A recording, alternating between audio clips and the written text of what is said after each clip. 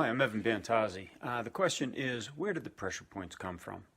Well, there's a lot of speculation out there. I was around during the early days when George Dillman was using some medical terms and using the nerves, and then switched over to the pressure points, and I have a perspective on that and who started that whole genre too, because it wasn't in Ohan Soken's notes. He didn't use pressure points. It wasn't in Funakoshi's notes. He didn't use pressure points. It wasn't in Mabuni's. It wasn't in Fujita's. It wasn't in the old texts and the old Bubishis. These pressure points, these acupuncture points, are a new paradigm when used in Kyusho. They were not in the original manuscripts that have been found so far. Yes, they have targets, and yes, there's a line pointing to it, and yes, there's a kanji next to it. However, it is not labeled as a triple warmer or a Sanjiao 17 as an example. It's listed as something completely different. And the terminology changes. If you look through the Fujita note, there's quite a few schools, like 18 schools of martial arts that were compared for their Kyusho, their vital targeting, as the manual has stated. And you read the labels that they gave that triple warmer 17 as an example right behind the ear. Many named it, everybody named it slightly different. There is a couple of them that use the same terminology, but they would call it something as simple as the hollow behind the ear. They would call it something completely different than an acupuncture chart or an acupressure chart. And the reason being is because they didn't ascribe to the elements, the meridians, the pressure points per se, or any of the cycles.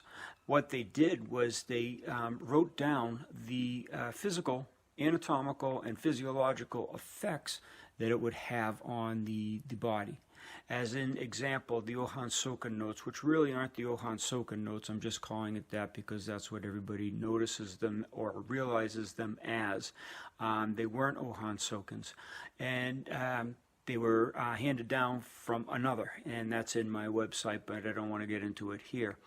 But when he was talking about the ramifications of striking such a point, he would say fatal or fainting, and he would say for some of the fatal ones because of neurological shock and loss of motor organ. This is medical, Western medical terminology. It's not pressure point theory. It's not the fire melts the metal kind of stuff that they are talking about today in most of the pressure point organizations. So again, when you look back at the notes, even Fujita's, you see the killing of Fujita. It explains some of the ramifications. The old jujitsu books that go through the reanimations talk about killing the certain neurological aspect of the body or stopping the breathing. And it wasn't because of fire and metal and wood or the pressure points or the meridians, as I just stated. It was modern Western medicine that was used in all of these documents. So the pressure points did not come from the Bubishi. The pressure points did not come from Ohan Soken. The pressure points did not come from Fujita. They did not come from any of the modern day martial artists that placed them in there. They came from people in our lifetimes. And these people were just struggling to find a valid teaching or understanding mechanism, and they stumbled upon the acupuncture because, looking at an acupuncture chart, it looks sort of similar to the old Kyusho charts, but they were not the same thing. But they predicted it or projected it in their own minds as such, and then one person followed the other. And that's why the modern adaptations of the Bubishi have the pressure points in it. This is why everybody talks about the pressure points.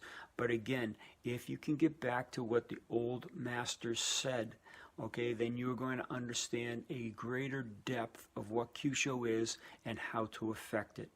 Now, I've gone into more. I went through the names of the people that were involved in naming the pressure points, and that is going to be on my Patreon and Platinum subscriptions, and I'll put those two links below. So if you're really interested in who came up with this acupuncture model and who followed along after that, tune into one of those. Thanks for watching.